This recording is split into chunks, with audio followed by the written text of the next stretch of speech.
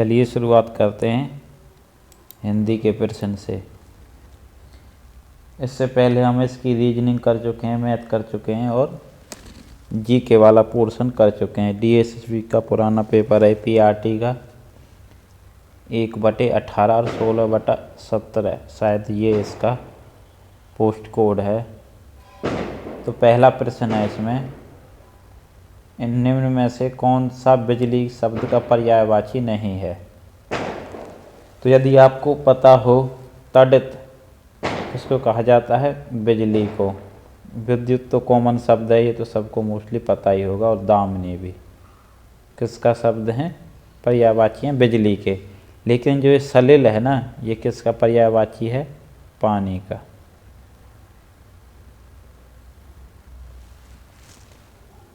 अब अगला प्रश्न है गहरा। गहरा का हमें उल्टा बताना है।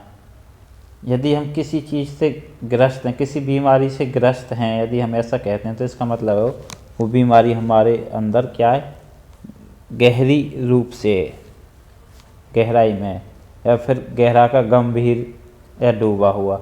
लेकिन छिछला किससे कहते हैं, जैसे कहते हैं ना छिलछिला या छिल जाना। तो जब छिलते हैं या किसी पेड़ की छाल, तो ऊपरी परत को क्या कहते हैं, छिलना या छालना या छिलना। छिलते हैं हम जब हमारी खाल ऊपर ऊपर से थोड़ी बहुत स्लिप हो जाते हैं तो छिल जाती है, तो वही छिलना से यहाँ छिछला का मतलब है। इसका मतलब होता है छिछला का ऊपरी परत, तो ये इसका विलोम है छिछला, गहरा का। कल कोई आया था, इसमें सर्वनाम क्या है, तो इसमें सर्वनाम है कोई। मिठाई देखकर सब बच्चे ललचाते हैं, इस वाक्य में क्रिया का उदाहरण है। तो ये कौन सी क्रिया, सकर्मक। किसको देखकर ललचाते हैं, मिठाई देखकर। कौन ललचाते हैं, बच्चे। भव प्लस अन का क्या बनेगा, भवन। इनमें से कौन सा शब्द कृष्ण का विलोम है। कृष्ण का बहुत से कहते हैं राधा, राधा कृष्ण का विलोम नहीं है। कंस भी कृष्ण का विलोम नहीं हो सकता। शिशुपाल भी नहीं हो सकता, इसका विलोम है श्वेत। कृष्ण का मतलब होता है काला और श्वेत आप समझते ही हो। वधु का तद्भव रूप क्या होगा, वधु को क्या कहते हैं, बहू। वधु तत्सम है, तद्भव क्या है, बहू। वधु से बहू बना और वर से क्या बना, दुल्हा। अगला प्रश्न है,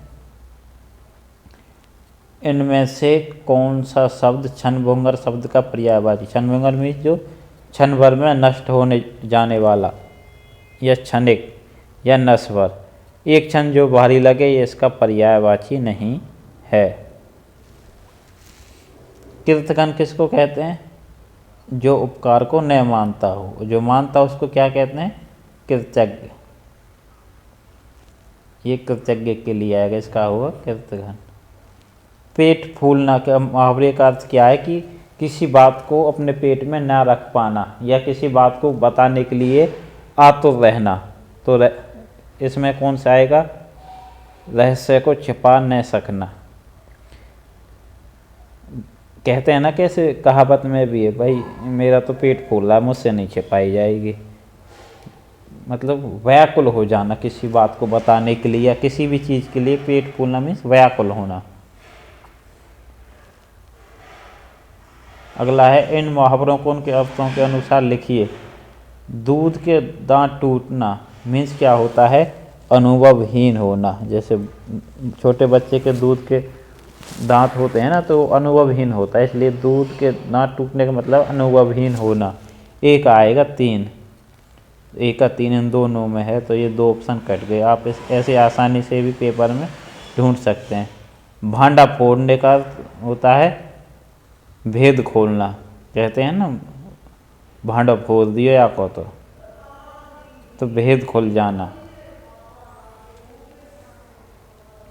तो बी का होगा 2, बी का 2 दोनों में है, तो इसलिए। और आगे देखते हैं, लोहा मानना। लोहा मानना मीन्स किसी का प्रभाव स्वीकार करना। कहे ना, मैंने तो लोहा मनवा दिया, तो वही लोहा मानना है, प्रभाव स्वीकार करना। तो सी का आएगा 4, तो सी का 4 किस में है, इसमें तो नहीं है, ये भी कट गया, सी का 4 इसमें है। तो बस हमारा बी ऑप्शन सही है। बाकी हथेली पर सरसों जमाने का अर्थ होता है संभव कार्य करना।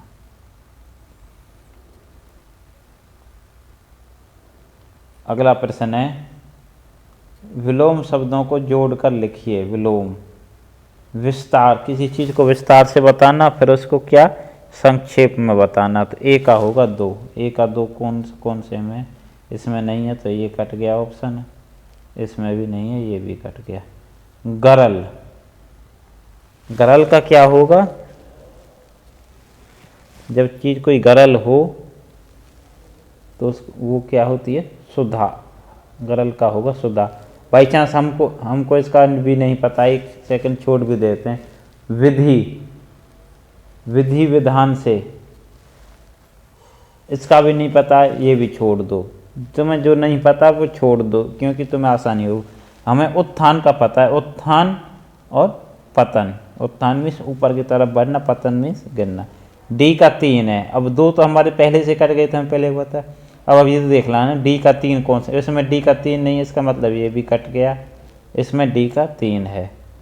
तो यदि आपको कोई 2 भी पता है तो तब भी आप आसानी से आंसर लगा सकते हैं। ये ट्रिक तो क्या है, एक अनुभव की चीज़ है, इसलिए मैं आपको बता रहा हूँ, नहीं तो आप हिंदी आसानी से भी पढ़ सकते हैं। लेकिन कोई चीज़ ऐसी होगी जिसे आप मुझसे प्राप्त कर सकते हो, वो आपको कहीं और नहीं मिलेगी। तो इस प्रकार केवल 2 यदि आपको पता है तो भी आप आसानी से आंसर लगा सकते हो। ठाकुर का ठकुराइन बनेगा तो लाला का क्या बनेगा, लालनी। 1 आँख 10 आँखें, 1 मामा तो 10 मामा, क्योंकि मामा का कोई बहुवचन नहीं होता, मामा या मामे नहीं होते। आँख का तो आँखें हो जाएंगे, लेकिन मामा 1 हो, 10 हो, 100 हो और 1 करोड़ हो, मामा तो मामा ही रहेगा। चावल का दाम काफ़ी बढ़ गया, इस वाक्य में संज्ञा क्या है, संज्ञा क्या, चावल ही संज्ञा। कौन सी संज्ञा, द्रव्यवाचक में आती है, चावल। पूछ भी लिया जाए कभी तो द्रव्यवाचक। राजा की रानी और साला की बहू को क्या कहते हैं, सरहज। क्या कहते हैं, सरहज, आपने सुना होगा। राजा की पत्नी को क्या कहते हैं, रानी, और साले की पत्नी को क्या कहेंगे, सरहज। अगला प्रश्न है, तुम्हें तो कुछ सोचना चाहिए था, इस वाक्य में क्रिया विशेषण है। क्रिया क्या, सोचना, और उसकी विशेषता क्या बता रहा है, कुछ, तो कुछ इसमें क्रिया विशेषण।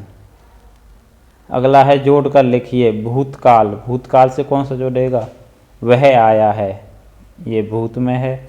वर्तमान में क्या है, मैं पढ़ूंगा, ये वर्तमान में है। भविष्यत क्या है, सॉरी मैं पढ़ूंगा, ये भविष्यत है, सी का आएगा 1, मैं पढ़ूंगा, ये वर्तमान क्या, राकेश जाता है, वर्तमान। तो ए का थर्ड किस में, 1 में ही है। आप केवल 1 से भी अंदाज़ा लगा सकते हैं। देखो अब और आगे हमें करने की भी ज़रूरत नहीं थी। 1 का थर्ड। मैं जाती हूँ, यह वाक्य खालिस्तान काल का है। मैं जाती हूँ तो ये वर्तमान में जा रही है, जा तो हम का तुझे रोकने वाले हैं। निम्नलिखित समासों को समस्त पदों के साथ जोड़िए।